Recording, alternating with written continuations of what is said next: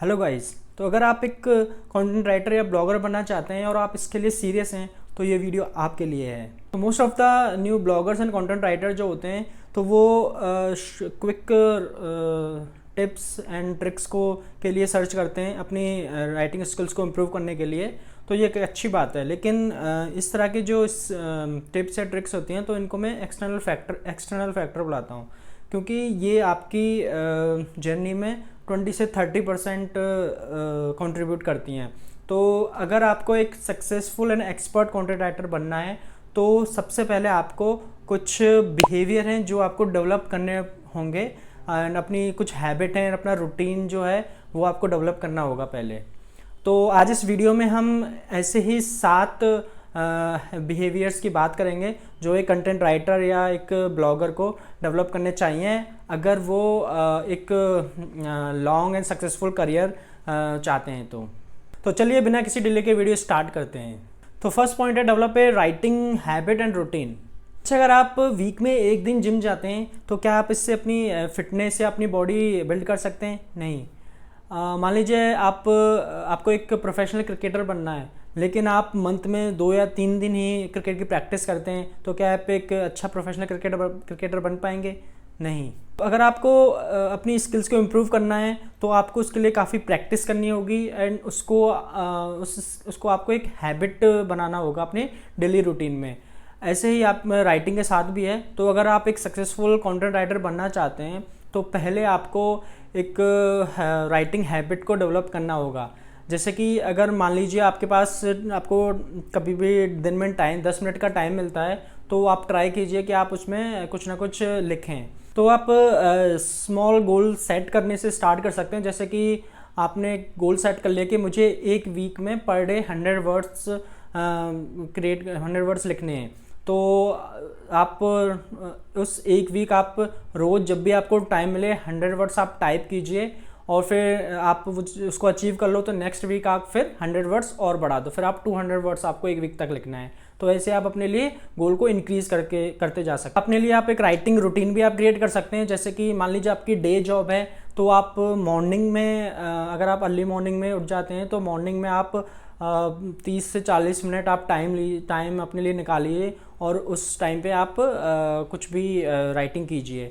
या फिर आप अगर लेट नाइट आप कर सकते हैं ये चीज़। आप लेट नाइट ज़्यादा प्रोडक्टिव फील करते हैं तो आप नाइट में भी ये रूटीन फॉलो कर सकते हैं। तो आप अपने अकॉर्डिंग एक रूटीन क्रिएट कर सकते हैं 30 to 40 मिनट्स का, जिसमें आपको सिर्फ राइटिंग की प्रैक्टिस करनी है। सेकेंड पॉइंट है read as much as you can. अगर आपको अपनी राइटिंग को इम्प्रूव करना है तो उसके लिए 2 ही रूल हैं, right a lot and read a lot. अगर आपको एक अच्छा राइटर बनना है तो उससे पहले आपको एक रीडिंग हैबिट डेवलप करनी होगी, आपको एक अच्छा रीडर बनना होगा। और जितने भी सक्सेसफुल राइटर हैं वो सब एक अच्छे रीडर भी हैं, उनमें एक रीडिंग हैबिट भी है। तो अगर आप राइटिंग नहीं भी करना चाहते हैं तो रीडिंग बहुत ही इंपॉर्टेंट है एक personal growth and personal development के लिए भी। अब आप पूछेंगे कि रीडिंग इतनी इंपॉर्टेंट क्यों है? तो what you learn as a reader you use as a writer. Reading आपकी स्टोरी टेलिंग स्किल्स को इम्प्रूव करने में हेल्प करता है, आपकी क्रिएटिविटी एंड इमेजिनेशन को बिल्ड करने में हेल्प करता है। It makes you think as a reader.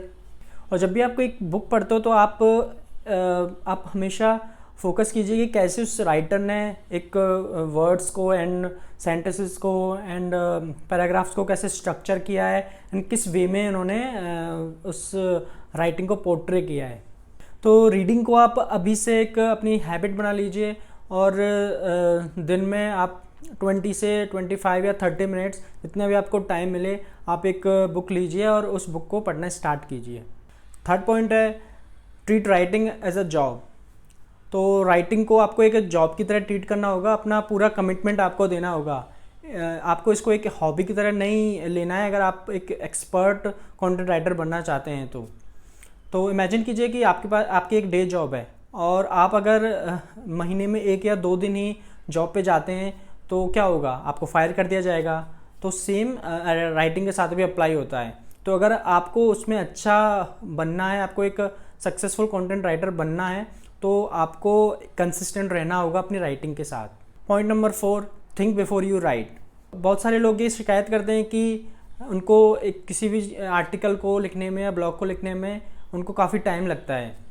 तो वो अपनी स्पीड को कैसे इम्प्रूव कर सकते हैं। तो उसके लिए मेरे पास सिर्फ एक ही एडवाइस है कि थिंक बिफोर यू राइट।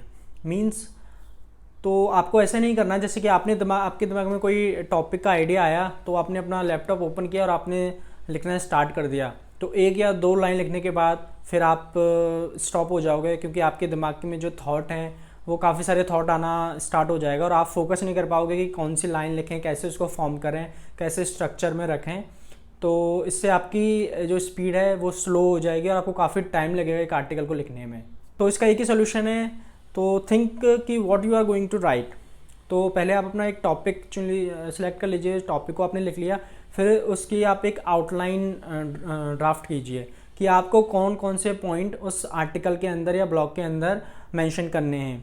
और उसके बाद फिर आप थोड़ा रिसर्च कीजिए उन अपनी आउटलाइन के ऊपर और एक ड्राफ्ट तैयार कीजिए।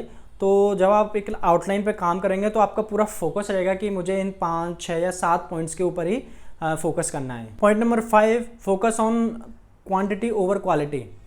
तो बहुत सारे लोग बात करते हैं कि क्वालिटी के ऊपर बात करते हैं कि आपको क्वालिटी आर्टिकल प्रोड्यूस करने चाहिए, लेकिन आपको क्वालिटी को अचीव क्वांटिटी के थ्रू ही कर सकते हैं। तो आप बिल्कुल भी ऐसा मत कीजिए कि एक आर्टिकल को परफेक्ट बनाने के चक्कर में आप बहुत ज़्यादा टाइम ले लेते हैं, तो ऐसा आपको नहीं करना है। तो आपको, अगर आप न्यू हैं, अपना राइटिंग जर्नी स्टार्ट की है, तो पहले आप अपने लिए एक गोल बनाइए, जैसे कि मैंने पहले भी मेंशन किया था कि आप वीक में एक आर्टिकल लिखने का या फिर मंथ में पर डे एक आर्टिकल लिखने का एक गोल बनाइए। तो जितनी क्वांटिटी में आप आर्टिकल प्रोड्यूस करेंगे उतनी ही धीरे धीरे आपकी एक्सपीरियंस के साथ आपकी क्वालिटी इंप्रूव होती जाएगी। तो आपको किसी भी आर्टिकल या ब्लॉग पोस्ट को परफेक्ट बनाने पे इतना ध्यान नहीं देना है, और जो भी आपने लिखा है उसको आप पब्लिश कर सकते हैं। काफ़ी सारे फ्री प्लेटफॉर्म्स हैं जैसे कि LinkedIn post, LinkedIn articles, medium, Quora. तो जहाँ पे भी आपको पब्लिश करना हो वहाँ पे आप इसको पब्लिश कर सकते हैं। And never think about perfection, it will kill your writing. तो आप सिर्फ पहले लर्निंग पे ध्यान दीजिए कि जितना ज़्यादा आप लिखेंगे उतना ही आपकी जो राइटिंग है वो इम्प्रूव होगी। Point number 6, show your style in your writing. तो अगर आपकी कोई यूनिक स्टाइल है तो वो आप अपनी राइटिंग में ज़रूर यूज़ करें। जैसे कि काफ़ी सारे लोगों का सेंस ऑफ ह्यूमर काफ़ी अच्छा होता है, तो आप अपनी राइटिंग में एक ह्यूमरस टच दे सकते हैं। और या फिर आपकी कोई और भी यूनिक वॉइस या कोई स्टाइल है तो वो आप शो कर सकते हैं अपनी राइटिंग के थ्रू। जैसे कि एक ही डिश को 3 अलग अलग लोग 3 अलग अलग तरीके से बनाते हैं, क्योंकि उनकी स्टाइल डिफरेंट होती है। तो ऐसे ही आपको किसी की भी स्टाइल को कॉपी नहीं करना है, आपको अपनी यूनिक वॉइस या स्टाइल को फिगर आउट करना है और उसके अकॉर्डिंग आपको आर्टिकल या फिर जो भी ब्लॉग पोस्ट है वो आपको लिखना है। और अपने आप को इंटेलिजेंट दिखाने के चक्कर में आपको इंटेलेक्चुअल वर्ड्स का यूज़ नहीं करना है, just use simple words and simple sentences. Point number 7, remove the distractions. So we live in the world of distraction, mobile phone, social media. तो आप जब भी लिखने के लिए बैठें तो आपको इन सारे डिस्ट्रैक्शंस को रिमूव कर देना है।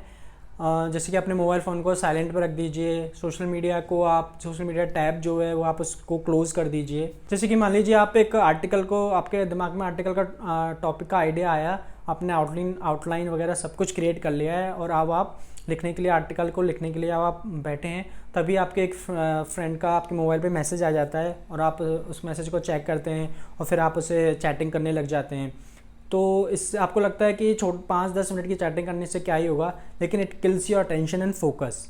तो जब भी आप लिखने के लिए बैठें तो आप अपने लिए एक 1 आवर या 2 आवर या 30 मिनट्स एक फोकस टाइम अपने लिए क्रिएट कीजिए, और सिर्फ आपको उस टाइम में सिर्फ और सिर्फ आपको राइटिंग करनी है। अपना मोबाइल फ़ोन को चेक नहीं करना है, सोशल मीडिया को चेक नहीं करना है। तो अगर आपको एक एक्सपर्ट राइटर बनना है तो पहले आप in writing behaviours and habits को अपने अंदर डेवलप कीजिए। और नेक्स्ट वीडियो में हम बात करेंगे कि कैसे आप अपनी राइटिंग स्किल्स को इम्प्रूव कर सकते हैं। तो मैं कुछ टिप्स एंड ट्रिक्स आपके साथ शेयर करूंगा। तो इस वीडियो में इतना ही। अगर आपकी कोई क्वेश्चन, सजेशन या डाउट हैं तो कमेंट कर दीजिए, मैं रिप्लाई कर दूंगा। और अगर वीडियो अच्छा लगा हो तो वीडियो को लाइक करें और चैनल को सब्सक्राइब करें, ताकि ऐसे इन्फॉर्मेटिव वीडियोज़ मैं आप तक ला सकूँ। तो चलिए मिलते हैं नेक्स्ट वीडियो में। जय हिंद।